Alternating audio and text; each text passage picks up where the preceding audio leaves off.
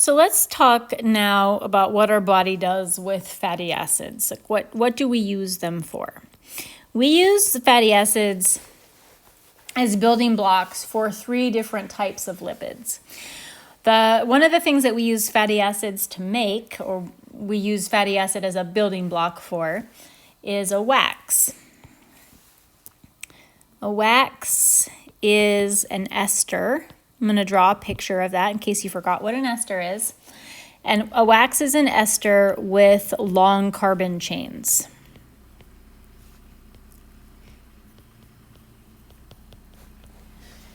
So a wax might look like, I'm not counting how many carbons here, I'm just drawing a bunch. It might look like this.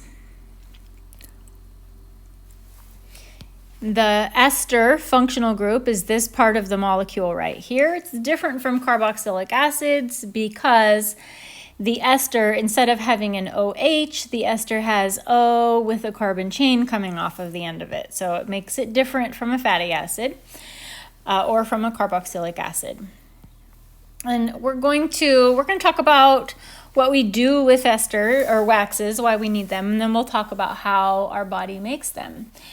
So as you know, we have waxes in our body, and all animals have waxes, and plants have waxes as well. So you can find wax in your ears. It's kind of a gross thing to talk about, but inside our ears, the wax in there is designed to help protect the inside of our ears. So if any kind of dust or particles that are getting into our ear canal, wax is sticky and can hopefully keep those particles from making their way all the way back into our ears. Waxes are also found on the surface of fruits.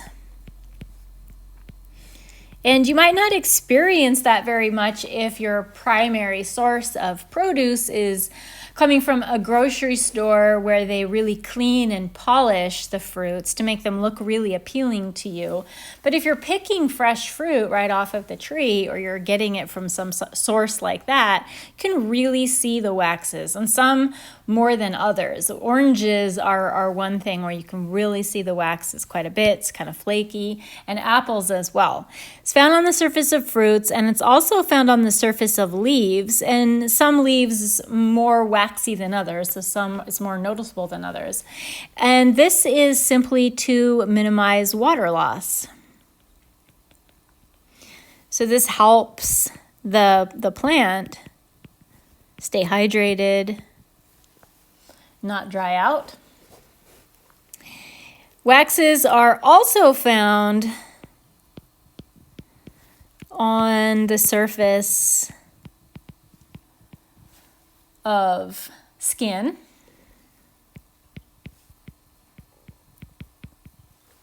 It's also found on fur, and it's found on feathers. And this is all for waterproofing, to make us and our animal friends waterproof. And some of that is just for warmth, so you don't get all soggy wet. And some of it is for buoyancy, when we're thinking about like our duck friends and how waterproofed they are. That's sort of why we have wax. Let's talk a little bit briefly about where these waxes come from. So what I'm drawing here is a carboxylic acid, and this is specifically going to be a fatty acid, which, as you know, just means that it has a lot of carbons, a long chain carboxylic acid.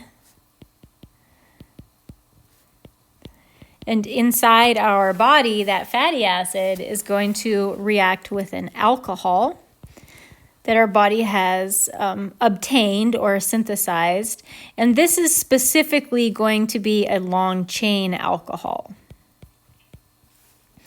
And together inside of our body, the fatty acid and the alcohol combine and we end up with our wax, which is just simply an ester. And let me color code a little bit so you can see where the different components are coming from. The way that I drew that, let me redraw. So I feel like that might be a little bit confusing for you. This is probably less confusing. There we go. And that's where the wax comes from.